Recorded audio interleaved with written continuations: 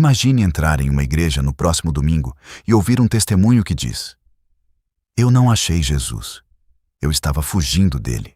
Eu o odiava, mas ele me caçou e quebrou a minha vontade." A maioria das pessoas acharia isso ofensivo. O que mais ouvimos hoje é exatamente o oposto. Eu aceitei a Cristo. Eu dei uma chance para Deus. Eu tomei a grande decisão. A teologia moderna fez uma revolução silenciosa. Ela tirou Deus do trono soberano do universo e o colocou do lado de fora da porta, como um mendigo ansioso e impotente, torcendo para que o homem decida usar o seu livre-arbítrio para girar a maçaneta. O homem moderno virou o rei da própria salvação. E Deus virou um assistente que depende do nosso sim. Mas existe uma doutrina na Bíblia. Uma doutrina tão esmagadora, tão humilhante para o ego humano, que a igreja moderna fez de tudo para apagá-la, ignorá-la ou distorcê-la. Em João 15,16, o próprio Senhor Jesus Cristo destrói o nosso orgulho com uma única frase: "Não me escolhestes vós a mim, mas eu vos escolhi a vós." Charles Spurgeon, o príncipe dos pregadores, dizia que não há nada mais repulsivo para a carne humana do que a doutrina da eleição. Nós odiamos a ideia de que não estamos no controle. Nós queremos pelo menos 1% de crédito. Queremos chegar no céu e dizer: "Deus fez a parte dele na cruz, mas eu fui inteligente o suficiente para aceitar." Mas a graça não divide a glória com ninguém. Neste vídeo, nós vamos desenterrar a doutrina proibida da escolha soberana de Deus. Se você acha que a sua fé é mérito seu, prepare-se. Este estudo vai ofender profundamente o seu orgulho, mas vai trazer a maior e mais inabalável paz que a sua alma já experimentou. Você não o escolheu. E é exatamente por isso que você está seguro. O maior ídolo da religião moderna não é feito de madeira, pedra ou ouro. Ele não fica em um altar físico, mas está entronizado na mente de quase todo cristão do século XXI. Esse ídolo tem um nome teológico muito bonito e que massageia o nosso ego: livre-arbítrio absoluto. A maioria dos pastores hoje prega que Deus fez a parte dele na cruz do Calvário e agora ele cruzou os braços no céu, esperando passivamente que você faça a sua parte. Eles dizem que o Espírito Santo é um cavalheiro educado que nunca arromba a porta do seu coração, que ele está do lado de fora chorando, implorando para que você gire a maçaneta por dentro. Mas Charles Spurgeon, com a sua Bíblia aberta e um temor profundo, costumava rir e chorar diante dessa ideia. Ele dizia que se o Espírito Santo fosse apenas um cavalheiro que espera o nosso convite, o céu estaria completamente vazio e o inferno estaria lotado com toda a raça humana. Por que Spurgeon dizia isso? Porque a igreja moderna errou tragicamente no diagnóstico da doença humana. Eles pregam que o homem natural está apenas doente espiritualmente, como alguém que pegou um resfriado moral. A lógica deles é: se você está apenas doente, você ainda tem força para esticar a mão, pegar o remédio que o médico oferece e se curar. Você coopera com a sua salvação. Mas o que o apóstolo Paulo decreta em Efésios 2:1, ele diz: "Ele vos vivificou, estando vós mortos em vossas ofensas e pecados." Preste atenção nesta palavra: mortos. Não doentes, não machucados, não confusos, não afogados pedindo socorro. Mortos no fundo do oceano. Um cadáver não tem livre-arbítrio para escolher a vida. Se você for a um cemitério e oferecer o melhor banquete do mundo a um morto, ele não vai comer. Não porque ele está proibido de comer, mas porque a natureza dele, o estado de decomposição, o impede de reagir a qualquer estímulo de vida. O homem caído não precisa de uma injeção de ânimo. Ele precisa de uma ressurreição. Spurgeon ensinava com uma clareza cortante que a nossa vontade não é livre. Ela é escrava da nossa natureza. Você é livre para escolher o que você deseja, sim. Mas por causa da queda de Adão, a sua natureza caída só deseja o pecado, o egoísmo, a independência e a rebelião contra o Criador. A Bíblia é brutal em Romanos 8:7. Porquanto a inclinação da carne é inimizade contra Deus, pois não é sujeita à lei de Deus, nem, em verdade, o pode ser. Você percebe a gravidade das palavras, nem o pode ser? O homem não regenerado é absolutamente incapaz de amar a Deus por conta própria. Pense na analogia do porco e da ovelha que os puritanos adoravam usar. Se você colocar um prato de lavagem imunda e um prato de caviar na frente de um porco, ele tem o livre-arbítrio total para escolher qualquer um dos dois. Não há cercas limitando a escolha dele. Mas ele sempre, 100% das vezes, vai escolher a lavagem. Por quê? Porque é a natureza dele. A lavagem apetece o seu paladar. Para ele escolher o caviar, você não precisa dar a ele mais opções ou fazer campanhas de persuasão. Você precisa realizar um milagre e transformá-lo em uma ovelha. O problema do homem natural não é a falta de opções dadas por Deus. É a podridão da sua própria natureza carnal. É exatamente por isso que Jesus foi tão duro e tão maravilhosamente amoroso ao mesmo tempo em João 15:16. Não me escolhestes vós a mim. Jesus estava olhando nos olhos dos discípulos e dizendo: se dependesse da vontade natural de vocês, vocês me crucificariam junto com os fariseus. Vocês preferem as trevas à luz. E no capítulo 6, versículo 44 de João, ele sela o caixão do livre-arbítrio absoluto. Ninguém pode vir a mim se o Pai que me enviou o não trouxer. No grego original, a palavra traduzida como trazer ou atrair é helkuo. Sabe o que essa palavra significa? Significa arrastar com força irresistível. É a mesma palavra usada para puxar uma rede pesada e cheia de peixes do fundo do mar para dentro do barco. Os peixes não pulam no barco por vontade própria, após uma reflexão filosófica. Eles são arrastados pela força soberana do pescador. Se a sua salvação dependesse de fato do seu livre-arbítrio humano, você correria para o inferno na velocidade da luz, abraçado com os seus próprios pecados, rindo o caminho todo. A salvação só é possível porque Deus não pede permissão a cadáveres para ressuscitá-los. Ele não consulta a nossa vontade depravada. Ele simplesmente intervém. Lázaro não escolheu ressuscitar lá no túmulo de Betânia. Cristo o chamou para fora com uma voz de soberania absoluta que despedaçou o império da morte. Você não o escolheu. Ele te chamou para fora do túmulo. Mas isso levanta uma objeção quase imediata e enfurecida na mente humana.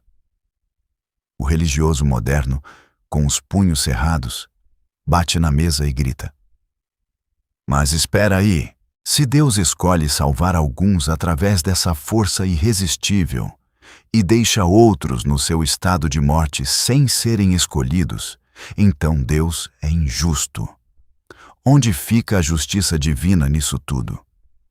Quando a poeira baixa após a declaração chocante de que o homem está morto no pecado e que o seu livre-arbítrio é apenas um escravo da sua própria maldade, a mente humana entra em curto-circuito. Se a salvação não depende do homem, mas unicamente da escolha soberana de Deus, o religioso moderno cruza os braços, levanta o dedo para o céu e dispara a acusação mais arrogante do universo. Se Deus escolhe salvar alguns e deixa os outros caminharem para o inferno, então Deus é injusto. Onde está a igualdade divina? O apóstolo Paulo sabia que você faria essa pergunta. Em Romanos, capítulo 9, versículo 14, ele antecipa essa exata revolta. Que diremos, pois, que há injustiça da parte de Deus? E a resposta de Paulo é um trovão apostólico. De modo nenhum. Em grego, a expressão é migenoito, que significa que essa ideia seja amaldiçoada. O grande erro da igreja moderna é não entender o significado básico do dicionário. As pessoas confundem justiça com misericórdia. Charles Spurgeon, com a sua capacidade de fatiar o orgulho humano como um cirurgião, dizia algo que deveria estar escrito na parede do seu quarto. Nenhum homem que entende o que é o pecado ousa pedir justiça a Deus. Se Deus fosse apenas justo com a raça humana, o universo estaria vazio antes do anoitecer. E todos nós estaríamos queimando no inferno agora mesmo. Preste muita atenção nisso. O que é justiça? Justiça é dar a alguém exatamente o que ele merece e o que a Bíblia diz que nós merecemos. Romanos 6:23 decreta: o salário do pecado é a morte. Você quebrou a lei do Criador Supremo. Você mentiu, cobiçou, adulterou no coração, foi egoísta e amou a si mesmo mais do que a Deus. A justiça de Deus exige que o seu tribunal emita a sua sentença de condenação eterna. Isso é justo. É exatamente o que você merece. Pense nos anjos que pecaram. Quando Lúcifer e a terça parte dos anjos se rebelaram no céu, Deus não enviou um Salvador para eles. Deus não lhes ofereceu uma segunda chance. Ele aplicou justiça pura, absoluta e imediata. O inferno foi preparado para eles. Os demônios não podem olhar para Deus e gritar: injustiça, porque eles receberam o que as suas obras exigiam. Agora, olhe para a raça humana caída em Adão. Nós, como os demônios, nos rebelamos. Todos nós, pelo nosso próprio livre-arbítrio escravizado, corremos em direção ao abismo. Deus não deve salvação a ninguém. Deus não tem a obrigação cósmica de salvar um único ser humano. Se ele deixasse toda a humanidade colher os frutos das suas próprias escolhas pecaminosas e ir para o inferno, o seu trono permaneceria eternamente santo, justo e inabalável. Ninguém no universo poderia acusá-lo de injustiça, porque o inferno é o destino natural do rebelde. Mas aqui entra o escândalo da doutrina da eleição.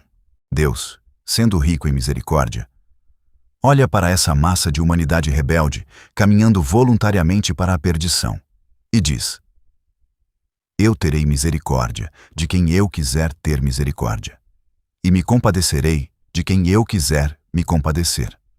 Romanos 9:15. Em vez de deixar todos perecerem, ele decide, por sua pura graça, intervir, quebrar a resistência e salvar uma multidão inumerável que ninguém pode contar. Spurgeon ilustrava isso magistralmente. Imagine um grupo de criminosos no corredor da morte, todos culpados e condenados à forca com provas irrefutáveis. O rei, por sua livre bondade, decide assinar um perdão real e libertar alguns deles, pagando a dívida deles com o sangue do seu próprio filho. Os que são salvos recebem misericórdia. Os que ficam e são executados recebem justiça. Nenhum deles recebe injustiça. Injustiça seria punir um inocente. Mas não há inocentes na terra. Como diz o Salmo 14, não há quem faça o bem, não há nenhum sequer. A eleição não é Deus barrando pessoas que querem entrar no céu. A eleição é Deus puxando pessoas que estão desesperadamente tentando correr para o inferno. O homem que se perde por sua própria culpa e rebelião. Mas o homem que é salvo única e exclusivamente pela graça eletiva de Deus. O homem fica com a culpa, Deus fica com a glória. Pedir direitos iguais na salvação é pedir para ser condenado. Quando você entende que é um traidor perdoado, a sua boca se cala. o orgulho vira pó. A acusação de injustiça morre na sua garganta e se transforma em lágrimas de gratidão escandalosa. Mas a mente humana, resistente e orgulhosa, ainda não se dá por vencida. Quando o homem moderno percebe que não pode acusar Deus de injustiça, ele tenta arrumar uma brecha teológica para manter o controle. Ele tenta encontrar um motivo escondido para a escolha de Deus. Ele pensa: ok, Deus me escolheu. Mas ele deve ter me escolhido porque ele olhou para o futuro e viu que eu seria um cara legal, ou que eu iria usar o meu livre-arbítrio para aceitá-lo. Quando a igreja moderna é encurralada pela clareza de João 15,16 e pela verdade brutal de que somos incapazes de escolher a Deus por conta própria, eles rapidamente inventam uma rota de fuga. Eles criam uma doutrina que soa muito bíblica, que parece muito justa, mas que, na verdade, é apenas o orgulho humano tentando voltar para o trono pela porta dos fundos. Essa rota de fuga é conhecida nas escolas de teologia como o mito da fé prevista. A explicação deles soa como música para os ouvidos carnais. Eles vão para o púlpito e dizem: sim, irmãos, Deus elegeu as pessoas antes da fundação do mundo. Mas ele fez isso porque ele usou a sua presciência. Ele olhou através do grande corredor do tempo, viu quem iria usar o seu livre-arbítrio para aceitá-lo no futuro e, com base nessa decisão humana, ele carimbou a escolha no céu. Parece lindo, não é? Resolve o nosso desconforto teológico. Mantém Deus como um observador passivo e devolve a coroa da salvação para a sua própria cabeça. O único problema dessa teoria é que ela destrói o conceito de graça, anula o sacrifício e contradiz violentamente a palavra de Deus. Pense comigo usando a lógica implacável de Charles Spurgeon. Se Deus realmente olhou através do corredor do tempo para ver o que você faria com a sua liberdade, o que ele veria? Lembre-se do que vimos no primeiro capítulo. Você estava morto em delitos e pecados. Se Deus olhasse para o seu futuro sem a intervenção direta e transformadora do Espírito Santo, ele veria apenas rebelião, inimizade e ódio pela cruz. Spurgeon, com aquela sua ironia cortante e genial, costumava dizer à sua congregação: eu tenho certeza absoluta de que Deus me escolheu antes de eu nascer, porque se ele esperasse para olhar para mim depois que eu nascesse, ele nunca teria encontrado um único motivo para me escolher. A eleição não é um prêmio que Deus dá para quem ele previu que seria bom ou espiritual o suficiente para crer. A eleição é incondicional. Isso significa que a razão pela qual Deus te escolheu não está em você. Não está na sua obediência futura. Não está nas suas obras de caridade. Não está no fato de você ser uma pessoa maleável. A razão está inteiramente, unicamente e misteriosamente no próprio Deus. Está no beneplácito da sua vontade soberana. O apóstolo Paulo esmaga a ideia de que Deus escolhe baseado em previsão no capítulo 9 de Romanos. Falando sobre os gêmeos Jacó e Esaú, ele escreve uma sentença que faz qualquer humanista tremer de raiva. Porque, não tendo eles ainda nascido, nem tendo feito bem ou mal, para que o propósito de Deus, segundo a eleição, ficasse firme, não por causa das obras, mas por aquele que chama, foi-lhe dito: o maior servirá ao menor. Como está escrito: amei a Jacó e aborreci a Esaú. Você consegue sentir o peso astronômico disso? Deus não olhou para o futuro para ver que Jacó seria um homem de fé e Esaú um profano. A escolha de quem seria o vaso de misericórdia foi feita antes que eles pudessem respirar ou fazer qualquer coisa, exatamente para provar uma tese divina. A salvação não depende de quem corre, nem de quem quer, mas unicamente de Deus que se compadece. Se a escolha de Deus fosse baseada na sua fé futura, então a sua fé seria a causa da sua salvação, e Deus seria apenas a consequência. Deus estaria reagindo a você. A criatura estaria pautando a agenda do Criador. Mas a Bíblia ensina o oposto. A sua fé não é a causa da sua eleição. A sua fé é o fruto da sua eleição. Você só crê hoje porque Ele te escolheu na eternidade. Como diz Atos 13:48. E creram todos quantos estavam ordenados para a vida eterna. Note a ordem das palavras. Eles não foram ordenados porque creram. Eles creram porque já estavam ordenados. Isso ofende você? Ofende o seu senso de importância? Deveria. A doutrina da eleição incondicional é o maior abatedouro do orgulho humano já construído. Ela te arranca do palco, apaga os holofotes sobre a sua grande decisão e coloca a glória inteiramente na cruz de Cristo.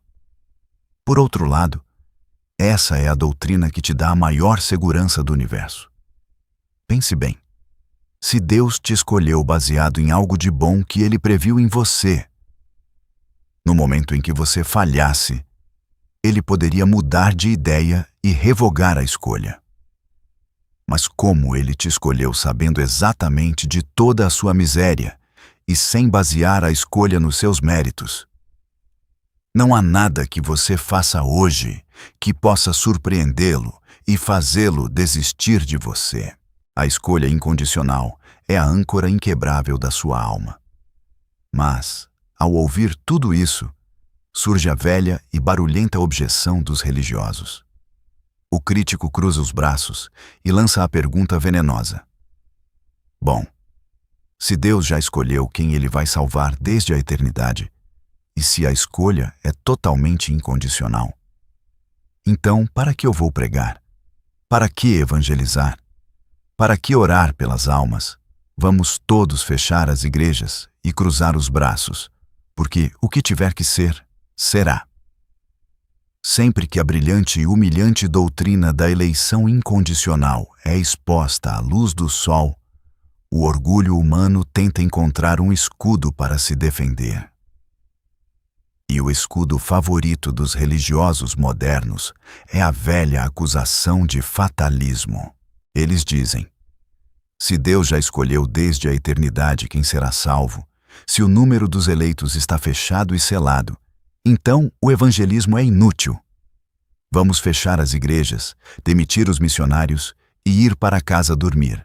Afinal, o que tiver que ser, será. Essa objeção soa muito lógica para a mente carnal. Mas ela revela uma ignorância profunda sobre como o Deus da Bíblia opera. A falha terrível nesse raciocínio é esquecer uma regra teológica básica. O Deus que ordena os fins também ordena os meios. Deus não apenas decretou quem será salvo lá na eternidade. Ele também decretou como essas pessoas serão salvas aqui no tempo. O apóstolo Paulo, o mesmo que escreveu sobre a predestinação em Efésios, escreve em Romanos 10:14: como crerão naquele de quem não ouviram? E como ouvirão, se não há quem pregue? A pregação do Evangelho não é uma tentativa desesperada de ajudar Deus a salvar alguém. A pregação é a ferramenta exata que Deus predestinou para despertar os seus eleitos do sono da morte. Se você quer uma prova viva de que a crença na soberania de Deus não esfria o coração de um pregador, olhe para Charles Spurgeon. Spurgeon era um defensor implacável da eleição incondicional. Ele pregava o calvinismo puro. No entanto, ele construiu a maior igreja da era vitoriana. Ele fundou um colégio para treinar centenas de pastores. Ele enviava missionários, fundava orfanatos e pregava para multidões de milhares de pessoas sob a chuva e a neve. Ele foi o maior ganhador de almas do seu século. Como isso é possível? Spurgeon respondia a essa contradição com uma genialidade cortante. Ele dizia: Se Deus tivesse pintado uma faixa amarela nas costas dos eleitos, eu passaria a minha vida inteira levantando a camisa das pessoas para ver quem eu deveria evangelizar. Mas como ele não fez isso, ele me ordenou pregar o evangelho a toda a criatura, sabendo que, quando eu pregar a todos, o Espírito Santo aplicará a palavra com poder irresistível àqueles que o Pai já escolheu. Longe de matar o evangelismo, a doutrina da eleição é o único combustível que impede o pregador de enlouquecer. Pense comigo. Se a salvação dependesse inteiramente do livre-arbítrio humano, que nós já vimos que é cego, morto e escravo do pecado, o evangelismo seria a tarefa mais deprimente e inútil do universo.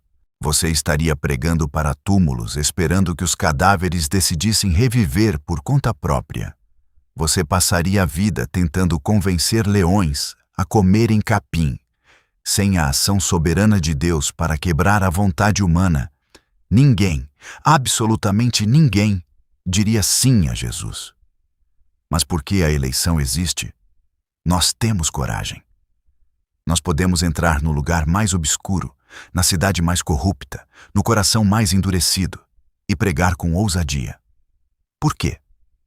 Porque nós sabemos que o resultado não depende da nossa eloquência ou da boa vontade de quem ouve. Depende do decreto divino. A Bíblia nos dá o exemplo definitivo em Atos 18. O apóstolo Paulo estava na cidade de Corinto, uma metrópole infestada de idolatria, prostituição e ódio ao Evangelho. Ele estava com medo.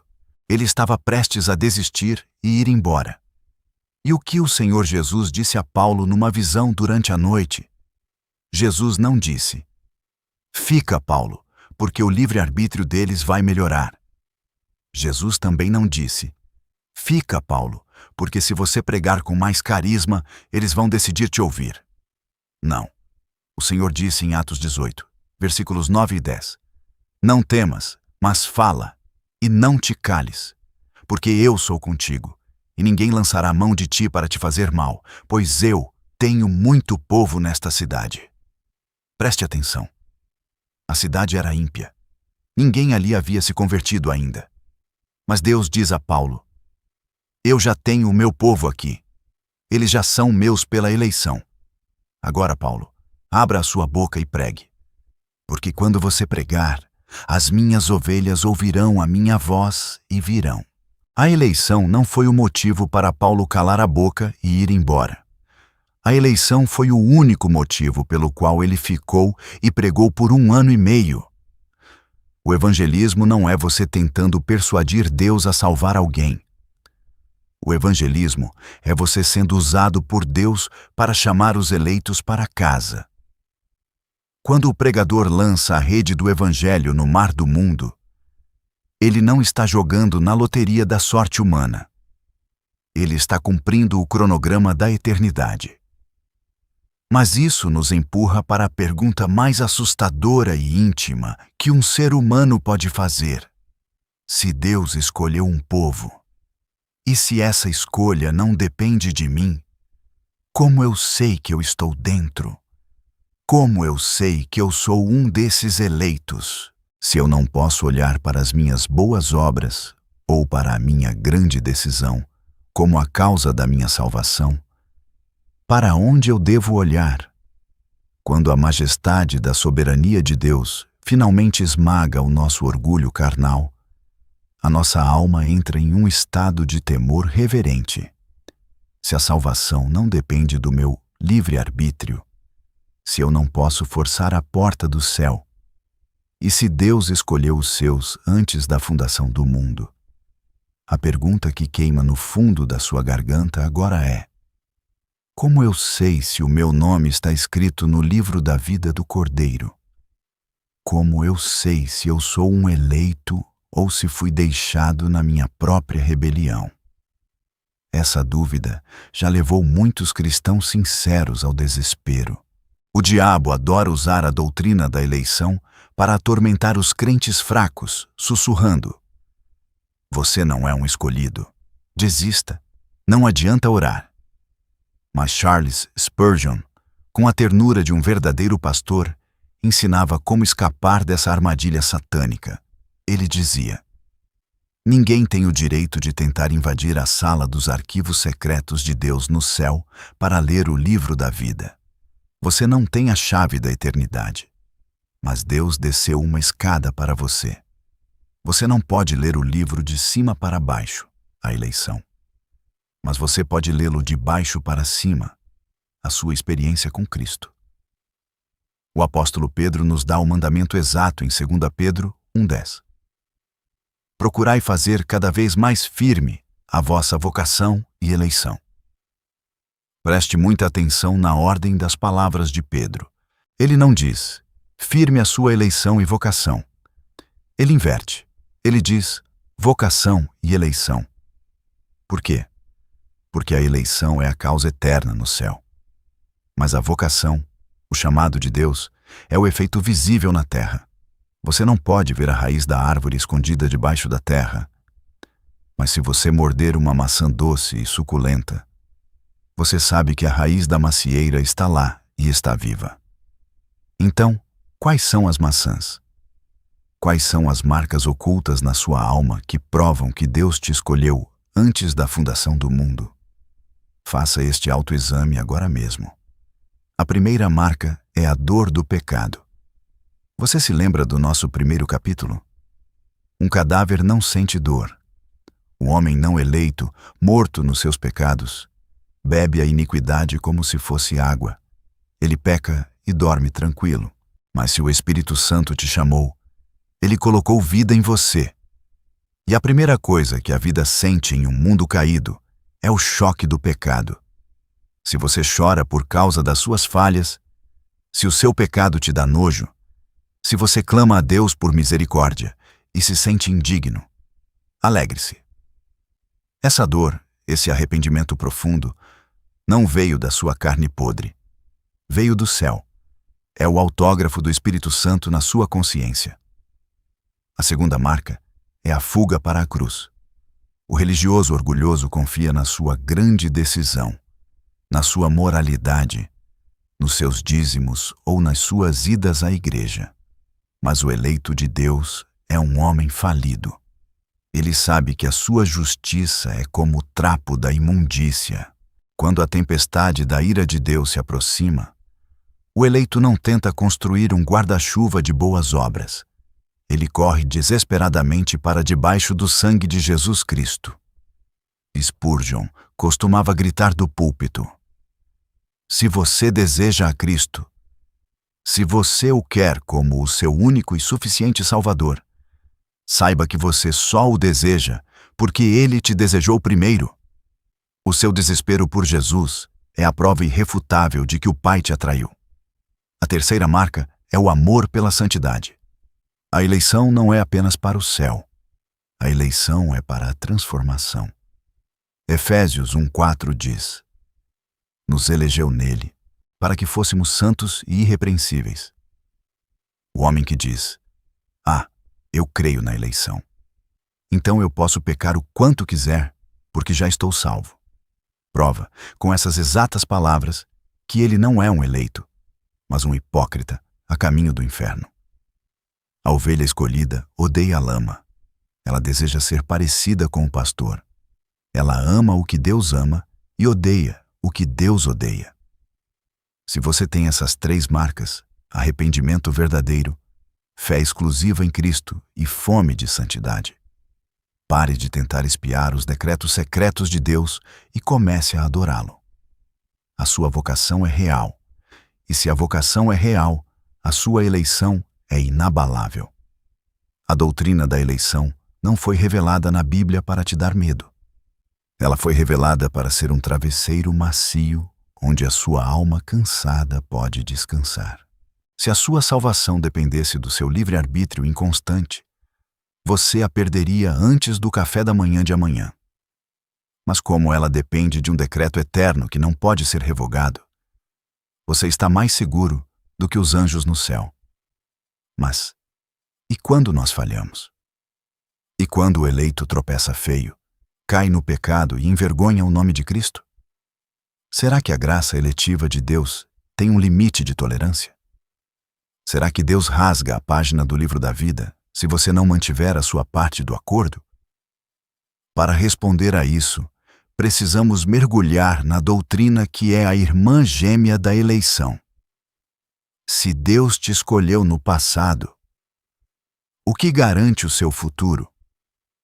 No próximo capítulo, vamos falar sobre a perseverança dos santos.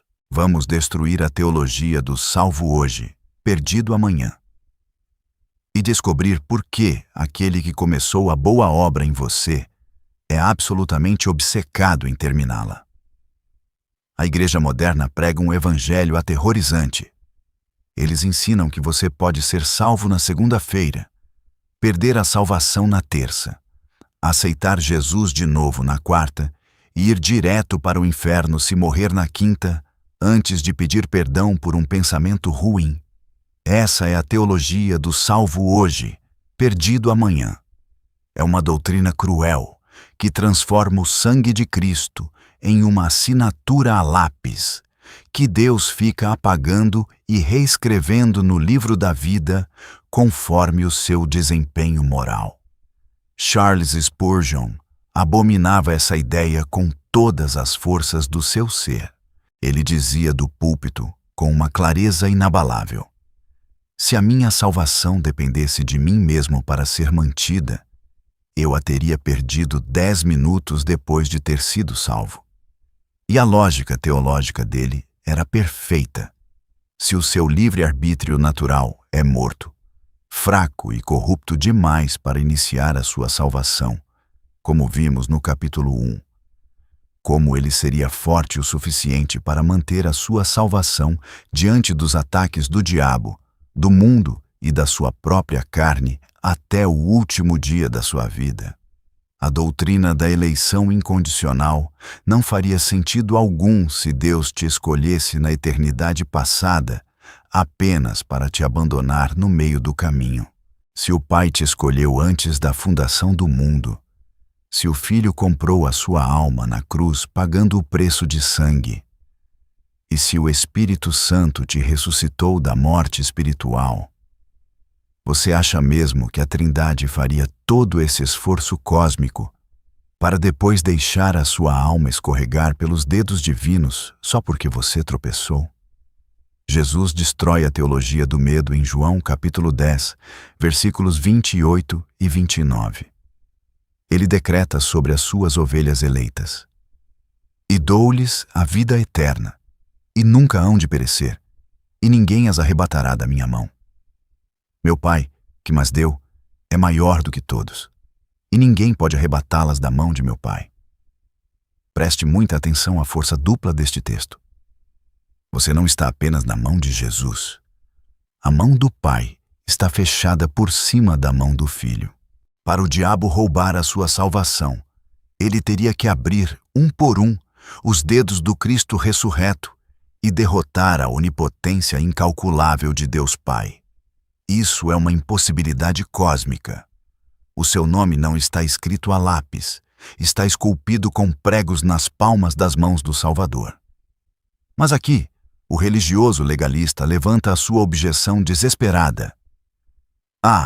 Mas se uma vez salvo, salvo para sempre, então o cristão pode viver no pecado, adulterar, roubar e ainda ir para o céu. Essa é a mentira favorita de quem não entende a graça. A doutrina bíblica não é, uma vez salvo, pode fazer o que quiser. A doutrina é a perseverança dos santos. O que Deus preserva em você é a sua fé, o seu arrependimento e a sua santidade. Se um homem diz que é um eleito, vive na lama do pecado, não sente culpa, ama o mundo e morre na rebelião, ele nunca perdeu a salvação. Ele simplesmente nunca a teve. Ele era um lobo com uma etiqueta de ovelha. Mas a verdadeira ovelha eleita, quando cai na lama, fica miserável. Ela chora amargamente como o apóstolo Pedro chorou ao negar a Cristo. Ela não tem paz no pecado, e o Espírito Santo a disciplina, a quebra e a traz de volta para o aprisco. A prova de que você não perde a salvação não é que você nunca falha. A prova é que você nunca consegue ficar caído para sempre. A mão invisível e insistente da graça sempre te puxa de volta pelo colarinho. O apóstolo Paulo sela essa promessa inquebrável em Filipenses 1:6. Tendo por certo isto mesmo, que aquele que em vós começou a boa obra a aperfeiçoará até ao dia de Jesus Cristo. O Deus da Bíblia não é um arquiteto incompetente que abandona obras pela metade. Ele não olha para suas falhas e diz: acabou a minha paciência, vou cancelar o projeto. Aquele que começou vai terminar. A sua segurança, meu irmão, não está na força com que você segura a mão de Deus. A sua segurança absoluta está na força com que Ele segura a sua. Portanto, respire aliviado. O peso da condenação saiu das suas costas. A salvação é do Senhor, do começo ao fim. Mas isso nos leva à pergunta final, o clímax absoluto de todo esse mistério insondável. Se não fomos nós que escolhemos, João 15:16. Se não somos nós que mantemos a nossa fé por nossa própria força, e se nós não merecíamos absolutamente nada disso, por que Deus fez tudo isso? Qual é o propósito final da eleição? A resposta para essa pergunta é o grito de guerra da Reforma Protestante. E é o que vai fazer você se prostrar em humilde adoração no último capítulo. Chegamos ao fim deste mistério insondável. Nós já vimos que o homem está morto no pecado, que a justiça condenaria a todos nós, que Deus não reagiu à nossa fé futura, que isso inflama o nosso evangelismo, que as marcas do Espírito estão no nosso coração e que as mãos de Cristo nunca nos soltam. Mas resta a pergunta final. A mais profunda, a mais íntima e a mais humilhante de todas. Se nós não merecíamos absolutamente nada, se não tínhamos nada a oferecer, se estávamos em inimizade contra o Criador e se o nosso livre-arbítrio só corria na direção do inferno, por que Deus fez isso? Qual foi o motivo supremo que moveu o coração do Pai na eternidade passada para escolher você? A Igreja moderna, com seu evangelho de autoajuda, tem uma resposta pronta e muito agradável aos ouvidos carnais. Os falsos mestres dizem: Deus te salvou, porque você é muito especial. Você tem um valor incalculável. O céu estaria vazio, triste e incompleto sem você lá. Isso soa como uma música pop romântica, mas é uma heresia terrível que coloca o homem no centro do universo. A Bíblia dá uma resposta completamente diferente. Uma resposta que destrói o nosso narcisismo e exalta a majestade inigualável de Deus. O apóstolo Paulo, no capítulo 1 de Efésios, depois de falar que fomos predestinados antes da fundação do mundo, repete o verdadeiro motivo 3 vezes, para que não ficasse nenhuma dúvida. Ele diz nos versículos 6, 12 e 14: para o louvor da glória de sua graça. Por que Deus te escolheu? Para a glória dele. Para que o universo inteiro, os anjos, os demônios e as potestades olhassem para um rebelde sujo, perdoado e transformado, e caíssem de joelhos gritando: olhem o tamanho da misericórdia desse Deus. A salvação não é sobre o quão valioso você é. A salvação é sobre o quão glorioso Ele é. Charles Spurgeon, com lágrimas nos olhos, costumava pregar sobre como será a eternidade para os eleitos que entenderam essa doutrina. Ele dizia: no céu não haverá divisão de corais. Não haverá um grupo cantando glória a Deus que fez a parte dele e glória ao meu livre-arbítrio que fez a minha parte. Não. No céu, todas as coroas serão tiradas de nossas cabeças e lançadas aos pés do Cordeiro, e o cântico será um só. A salvação pertence ao nosso Deus. Ninguém tomará para si 1% do crédito. A graça será a única melodia. E é exatamente por isso que essa doutrina da eleição, que a igreja moderna acha proibida e tenta apagar, é, na verdade, a mais bela carta de amor já escrita. Pense comigo. Se Deus tivesse te salvo porque encontrou algo bom ou digno em você, a sua paz estaria arruinada. Porque no dia em que você não fosse bom o suficiente, Ele te abandonaria. A sua salvação estaria ancorada no seu desempenho. Mas como Ele te salvou puramente por causa da glória do próprio nome dEle, a sua salvação está eternamente garantida. Porque Deus nunca, jamais, permitirá que o seu nome seja envergonhado. A doutrina da eleição não foi revelada para causar debates teológicos frios ou brigas de religião. Ela foi revelada para quebrar os joelhos da igreja em adoração. Ela produz o crente mais humilde da terra, porque ele sabe que é apenas pó e cinza. E produz o crente mais corajoso da terra, porque ele sabe que é amado com um amor eterno e inquebrável. Quando você acordar amanhã e o diabo sussurrar no seu ouvido que você é um hipócrita, que os seus pecados são grandes demais, ou que você não tem força para continuar a jornada, você não vai responder olhando para o seu próprio umbigo. Você vai olhar para a cruz ensanguentada e vai citar João 15,16 na cara do inferno. Eu não o escolhi. Foi Ele quem me escolheu. E aquele que me escolheu é fiel para me guardar até o dia final.